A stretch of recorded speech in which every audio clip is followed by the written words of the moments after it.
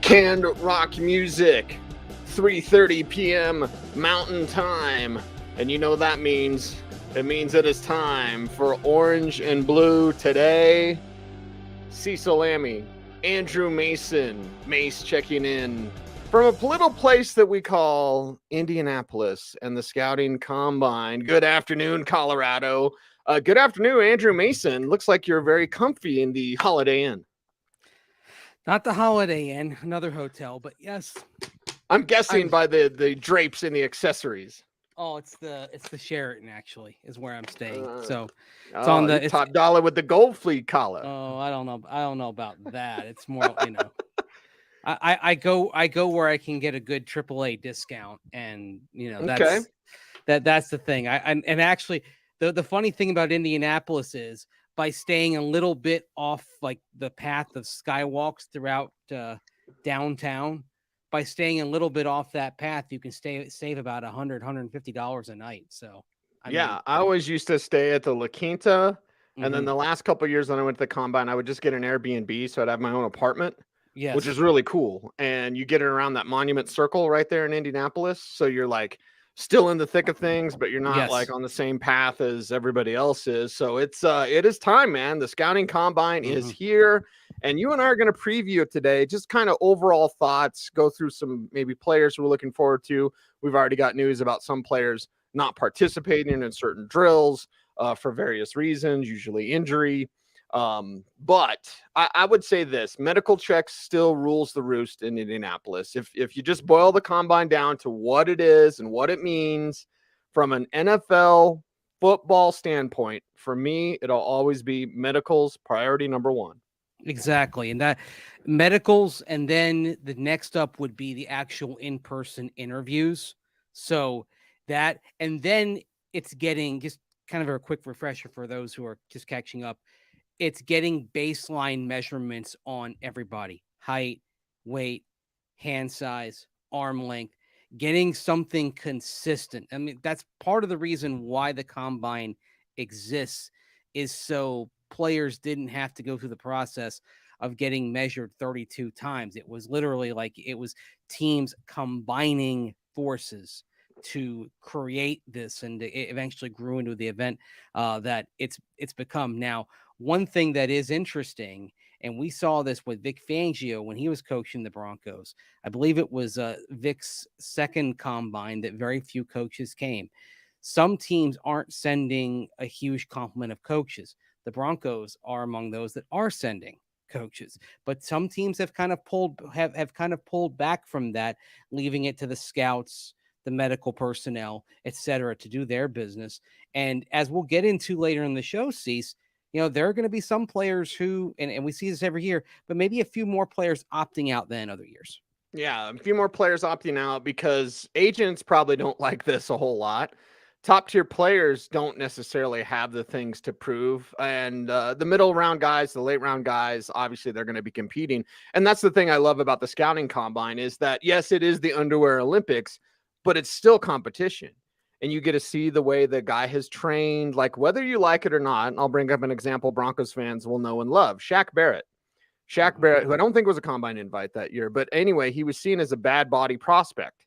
In the pre-draft process, there were some in the scouting community who thought he was a little soft, right? It was a little, a little too tubby, whatever. Like, okay. And obviously we see Shaq Barrett turn into a stud superstar pass rusher. But this part of the process, it's like how serious, and I'm not saying Shaq didn't take his job seriously, but like how serious are you about preparing for this big job interview? And that's what we see at the scouting combine. Right. I think you're trying to see how seriously guys took it. At the same time, you don't want to fall victim to the player who did so well in preparing for the combine. John Ross. Yeah. Or to go way back, the guy who kind of started the whole thing, Mike Mamula, back in 1995. Combine freak. Yeah, the original combine workout wonder, the first player who really tailored his training specifically for combine drills. And of course, famously in that draft, Mike Mamula goes ahead of a future Hall of Famer, Warren Sapp, who had some rumblings of positive marijuana tests leading into the combine. The Eagles picked Mamula. The Buccaneers got Warren Sapp. And 7 years later, Warren Sapp and the Bucs beat the Eagles in the NFC Championship game en route to a Super Bowl. Funny how that works. Yeah, funny how things come around and go around in the National Football League. But this is an important part of the process. It's the medicals, it's the interviews. I personally am not a fan of the way the media podiums are set up now. I was talking to our associate Matt Waldman on the phone a little bit earlier, and I got some nice information there. But anyway, so like in the day, it used to be like when Andrew Luck would talk, it would be all of us around one podium, and they usually would time it up so it'd be like, okay, now it's time for Tim Tebow. Remember that? That was crazy. Like now it's time for Andrew Luck or whoever. And now there's, what is it, 12 podiums set up, and then like 8 guys talking at the same time. You may want to talk to 3 of them, but you can't. So like that, the part of Indy has changed. What's odd is it's so heavily credentialed, Mace. Like there's quite a few people that go. But man alive, it's I kind of wish it would go back to the old way where it's like the marquee guys got their own spotlight for all of us. Yeah, the way it is now, we used to be able to get our chances to talk to more players now. Whereas you not only have the 8 to 12 guys at podiums, you've got a bunch of guys at tables as well at the same time. And so really every 20 or 30 minutes from Wednesday through Saturday, you kind of have to say, okay, I'm going to pick 1, maybe 2 guys in this period with whom I'm going to speak. And that's it. So like you kind of go through. I mean, I'll probably sit down. I'll sit down probably the night before each availability and say, okay, well, what's an interesting angle here, and kind of go through it day by day. And then, of course, on Tuesday, we don't hear from players.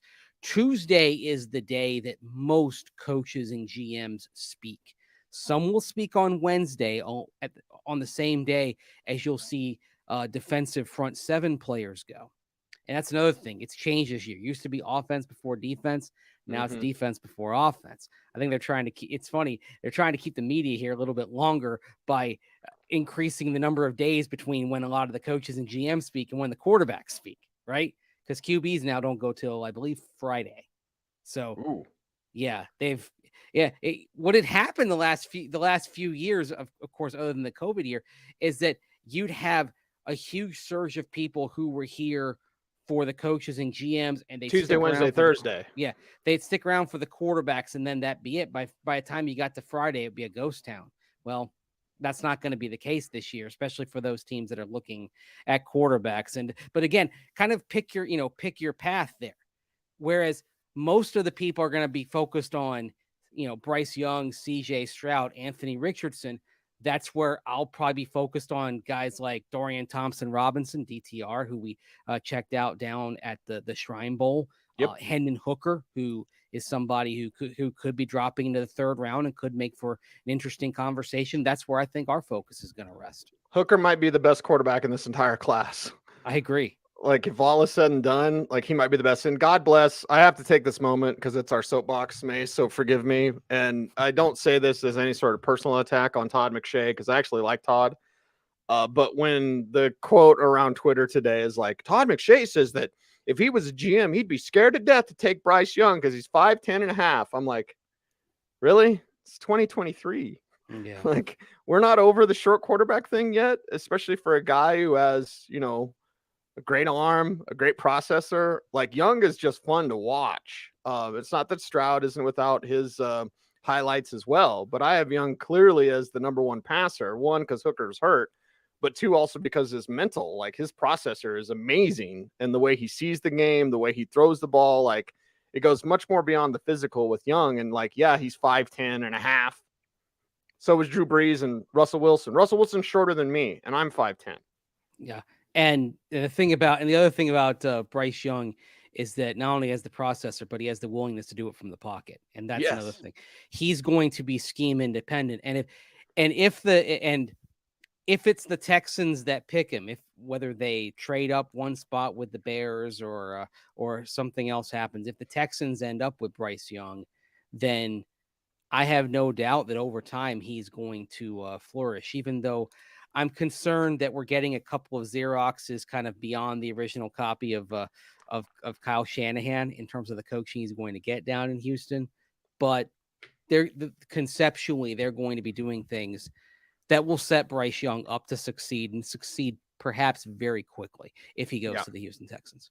And I tell you this about the combine, and I apologize for jumping around today, Mace. It's just kind of that day, but It's a like weird day today. it I mean, is because I nothing's was happened driving yet. down here, like any news you tell me, I'm probably not aware of because I Right. literally just walked into my hotel room about 5 minutes before the show started. So, and I wasn't listening to like much sports talk radio and whatnot on the drive Right. down here. I was listening to like podcasts and things like that. So I was kind Yeah, of chilling a little bit. I got a road trip playlist that's pretty good. You know, I like to kind of zone out in the car if it's a longer road trip. If it's a commute, driving to the studio, of course, I'm going to listen to the drive or whatever. But like, Yeah, no, baby, I'm driving more than a couple hours. I'm putting on a road trip playlist. exactly. And I mean, and for me, I had this weird kick today of listening to like backing tracks. Like you take the vocals out of like old pop songs and then all Yeah. you have is the music. I kind of dig that. There was one that I listened to, and if I like something, I tend to repeat over and over. And there was Okay. one I was listening to that was a just the backing track of "Spread Your Wings" by Queen off of News of the World, an underrated track from that album, by the way. Wow. And it just kind of it was kind of a nice groove for a very rainy drive down here. It Oh, rained almost the entire way, almost the entire 6 hour drive that I had down here. So it just sort of it set a good mood. And and that's the thing, I'm not fun to drive with because like I don't like if I I find don't want to talk. I just want to listen. I just You want to know. listen. And also, if I like something, I want to listen to it over and over and over again. I just hit Right. we're gonna repeat that. We're gonna run it back. And I just, Right. that would annoy people if they were riding with me. But it's the way Uh, I like to roll. So we're driving through the rain. Hopefully, it wasn't acid rain, and I don't even say that jokingly. oh Anyway, my gosh. we Wow. have That turned dark quick. Brett asks us this: who is this year's Tariq Woolen? Well, I wrote about it in Mile High Monday, and this is where the combine comes in because if we look at Julius Brents from Kansas State, kid that we saw at the Senior Bowl, and I wrote it up in Mile High Monday today, like, yes, that's the player. Now he's not 6'4" and he doesn't run a 4.2 40. Like Tariq Woolen was this rare combination of skill set and just kind of rawness that you saw out there. So for me, and it even was the headline photo at denversports.com. Broncos looking for diamonds in the rough. It sounds like an Aladdin reference there. These are the diamonds in the rough. But no, it's remember the name. Remember the name for everyone out there because this year's name, it could be Julius Brents. Now, Mace, even though he stood out at the Senior Bowl, we're talking about a jam-packed corner class, so it's going to push him back anyway. And he's a 4.6 guy, and this is where the 40 matters because most scouts are thinking like he's a 4.6 guy. But if he's going to be more than an average starter, if he can check in, dare I say even 4.4, like Julius Brents won't be there when the Broncos pick, depending on what he runs in Indianapolis this week. I mean, the interesting thing about this is when you talk about something like that, if Brents runs a 4.4, I mean, we could have that conversation, about a bunch of guys going into this. I mean, I don't want Julius Brents to have that good a combine. I don't want Terrell Smith, right. who dominated at the Shrine Bowl practices, but I don't want Terrell Smith to do too well because if Brents and Smith do pretty well, we might be talking about them sneaking into that range just beyond the Broncos. Because then if you've got the workout plus the film, that's where you start talking about, okay, this guy ends up popping in around 2. So you actually, and this is the interesting thing about watching this week. I think you're maybe looking for some of the guys who possibly underperform what we may be expecting from them at the combine a little bit. If we know that they've got good film out there and they don't impress all that much, then maybe they slide a bit, and you're talking about being able to use a 4th or 5th round pick on some of these guys. So it's really this is a really interesting spot the Broncos find themselves in, because you may be rooting for certain guys that you like if you're the Broncos, and the scouting department, George Payton's staff's already worked up reports on everybody. And they may be looking at this week and saying, I hope that maybe some of these guys don't test too well to where they fall out of our grasp. So that's the weird thing about the scouting combine. It's like we have a guy. Hopefully people aren't alerted to him. And it's the underwear Olympics, but there are decisions that are going to be made. There's information. The combine's really important from a reporter standpoint, because whether it's Prime 47, used to be Shula's, but Shula's is closed. I wanted you to go to the spot where George Payton met with John Schneider and did the deal for Russell Wilson last year. Because I think it's Low Miller's now. It used to have another name to it. Small, tiny little bar, tiny little hole in there. There's a little Irish bar, right? But if you happen to find your way past Low Miller's, like kind of relive what happened last year at the scouting combine. Does that happen this year with Lamar Jackson?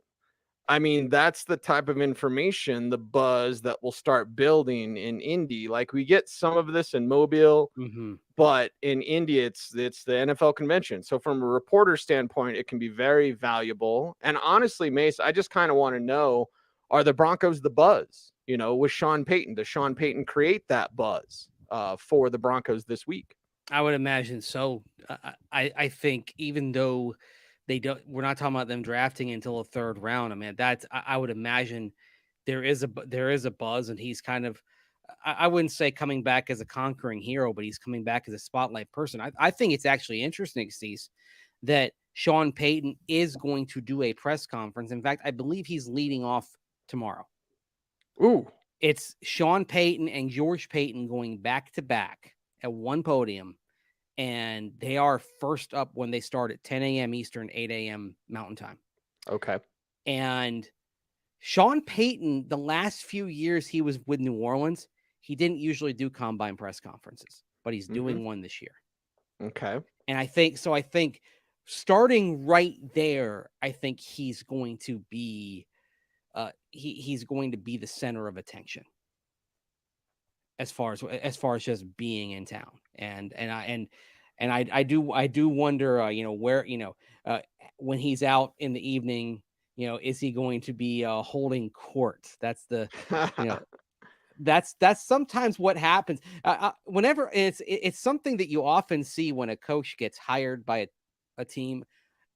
They are the belle of the ball, so to speak. I saw it with Nathaniel Hackett last year. He kind of owned some rooms that he was in, and he was living it up. He enjoyed being the head coach of the Denver Broncos at the NFL Combine last year. Okay, there you go. I mean, but that's the thing. Like, you come here, if you've got a new gig, everyone wants to congratulate you, right? Like, hey, you made it. So so it's not just Sean Payton. It's a lot of the new coaches. I mean, I imagine it'll be similar sentiments for DeMeco Ryans wandering around here at the combine, especially because they're sitting with the number 2 overall pick, and they kind of along with the Bears kind of control where this draft is going to start. Right. They'll control the draft at the top. The Broncos, of course, waiting. And I understand how some fans would be like, I don't care about the combine. Like, no, especially this one. I think anything draft related this year for the Broncos, and I'm incredibly biased, Mace, but I think it's hyper important because you're not going to get to pick from those top 50 players, most likely. You know what I mean? You're picking at 68, 69. You're going to have to find those gems, those diamonds in the roughs. And anything you can do to uncover that talent along the way is important. And anything you can do to pick up information. We've got a few things here. Zach Evans, running back from Mississippi, is going to skip the drills of the combine, a little bit of a hamstring injury. Jacqueline Roy, Louisiana State defensive tackle, is a little bit of hamstring thing. Zay Flowers added 13 pounds of muscle. There's also things where it's like, man, 13 pounds. Dude, we just saw him like a month ago or whatever that was in Vegas. And it's like, wow, 13 pounds of muscle? Since then. Yes, That's incredible. I mean, that's crazy. That was the beginning. What was it? that was Wait, a wait, month wait. ago. Yeah, that was like end of January. Yeah, Oh my God. I know. I mean, it's what was he doing? I mean, I have you know, no idea. decades ago, I would have been like, well, what did he take? Now you can't Yes. really get away with that anymore for the most part. So, Right, yeah, right. but wow, yeah, wow. And but the thing that I also wish, and it's part of how the underwear Olympics kind of are different than actual football. Uh, how will that weight affect him? Does it make him a little less explosive on the field? We won't get a full indication of that, but if we see him in drills, I think we may get a little bit of an idea if he still has that same kind of speed and burst with the added weight. That's the concern when you're a receiver and you add some bulk. What does it do to your speed and quickness numbers? Right. What is your burst? What is your change of direction? And Spencer's here talking about game film greater than combine. Always, always. Yeah. Tommy says combine can separate great game film. And that's the thing. Like, again, I always go back to the film never lies. It's going to tell you everything you need to know. But you also need to check your math. Mm-hmm. And anything you can do paralysis by analysis, Mike Minamula's, John Ross's, etc. But like you need to make sure that his pad speed matches his time speed. Like you need to make sure that what you've seen matches how he is in person. Because if it doesn't, that means you've got more studying to do. And the players always have their pro days to kind of correct things from the scouting combine. But this is one of the things I love the All-Star road trip for, is because that's actual football. Right. You know, that's the last time. It's what I told Jim Nagy about the Senior Bowl. I was like, this is the most important stop for me because it's the last time these guys play football until they play football. So this is different, but that doesn't mean that it's without rewards, Mace, or benefits. Right. And I think if what happens is if a player does well at the combine, then and surprisingly well, then what you do is you go back and look at the film and you're like, okay, why is there a disconnect between the film and the combine? Is it something that was an issue with the player? Did the player just turn it on for this week and didn't really have it? Or do you start diving in and saying, well, this was actually a horrible scheme fit for the player? Like they weren't doing things that played to this player's strengths, but if we get him at the next level and he can show these traits, he's going to be successful. I think that's the thing. What it will cause is it'll cause teams inevitably. We'll see a few players this week, and they'll go back and take a second look at the film. But I mean, a similar thing happens at senior and shrine as well. Is that like when you see a player burst out and maybe it doesn't match the film, you're like, okay. What was the issue here? What was the disconnect? Is it on the player or was it on the scheme or the coaching? Because, with all respect to the college level, some of these teams and some of these players are actually poorly coached at the lower level, and you need to get them right when you get them up here.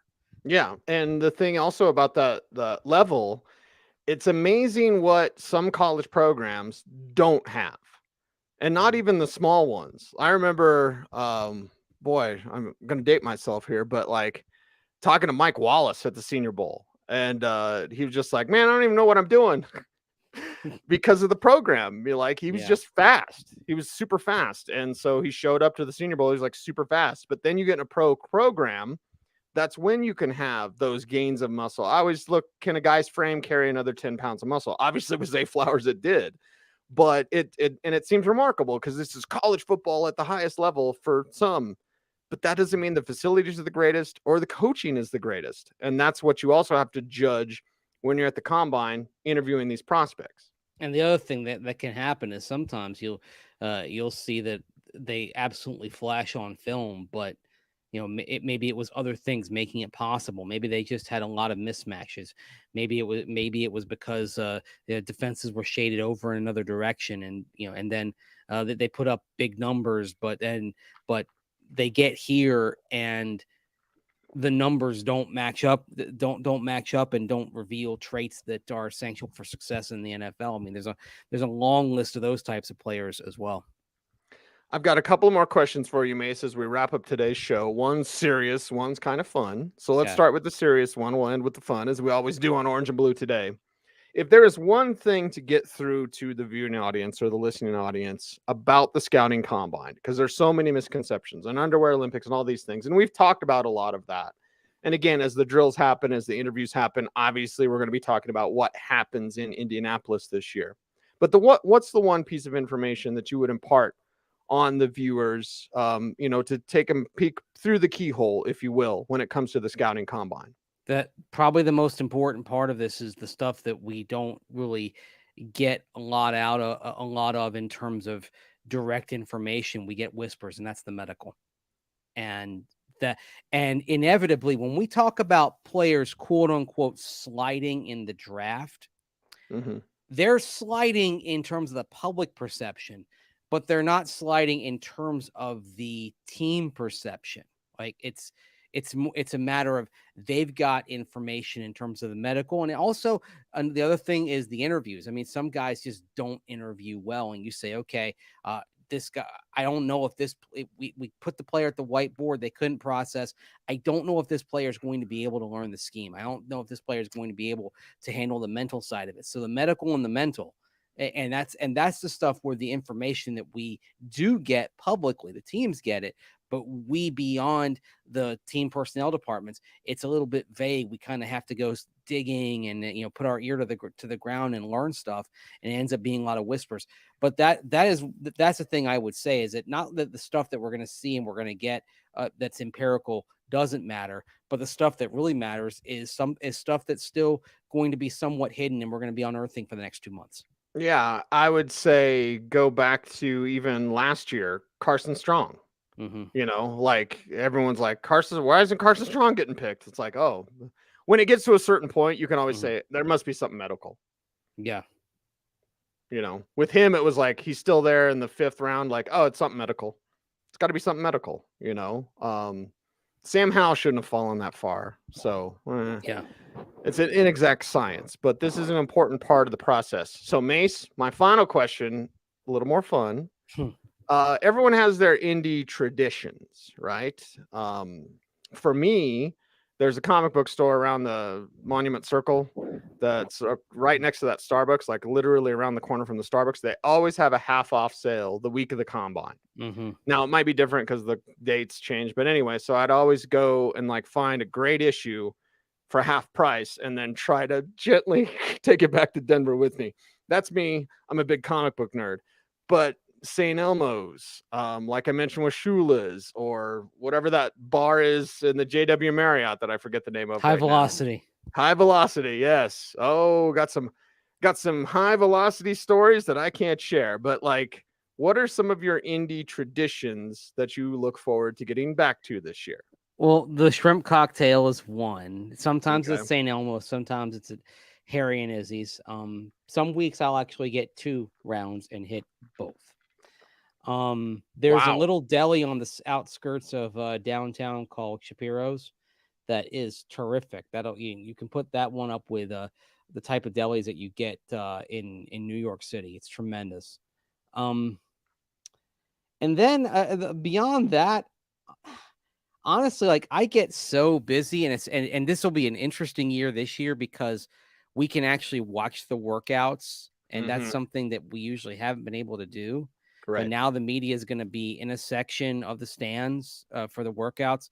So I don't know that I'm going to be partaking in, like, I don't know if there's going to be more than one night at Prime this year because of the workouts, because it'll be focused on that and having to report on that. So this it's really the other tradition I also find for me is that by the end of the week, I am just exhausted. I need like 3 days off after the combine once I'm done, because this is a work hard, play hard week. And the playing hard also is part of the work, because you're trying to dig up stuff. And let's face it, sometimes you can learn a few things after a couple of drinks, and as it gets to like 1:30 a.m. and you can find out some stuff maybe you wouldn't have found out before. So that's part of it as well. It's almost like a war of attrition. Like, I'm just going to stay a little bit longer. I'm going to stay a little bit longer. I'm going to stay a little bit longer. there's John Elway over there drinking with Howie Roseman. I'm going to stay a little bit longer. Like, and then you look at the watch. It's like one of the reasons why Prime became so popular is that they closed later. Like, yes. I think High Velocity shuts down at 2. Yes. Prime was still going after 3 a.m. last year. Mm-hmm. So, yeah. And I think to myself, boy, doesn't everybody have to be up in the morning? But yeah, it's a week where everyone at the end of it is very much the worse for the wear. I believe so, yeah. And that's why the extended schedule, I'm like, I don't know about that. Like, yeah, because you can come in and bang it out for a couple, 3 days, right? And then leave on Friday. Now it's like all extended through the weekend. Like, so pace yourself, brother. Oh, you got to pace yourself. Like okay? Tonight may just be kind of a, resting, get ready for the, for the week to come. And then even tomorrow night may be just another night of just kind of, okay, resting, because when you get to Thursday, Friday, when you have player availability at 8 a.m. and then the workouts start at 1 p.m. and go till 8 p.m. And then obviously I'm going to write something after that, and I'll be checking in with you that's the other thing. I got to find a spot where I can kind of duck off to for 30 minutes to do the show. So that's something I'm going to be working on the next couple of days as well. But yeah, it's going to, at the end of this week, man, I'm going to be there. I'm going to be knackered, as they'd say in England.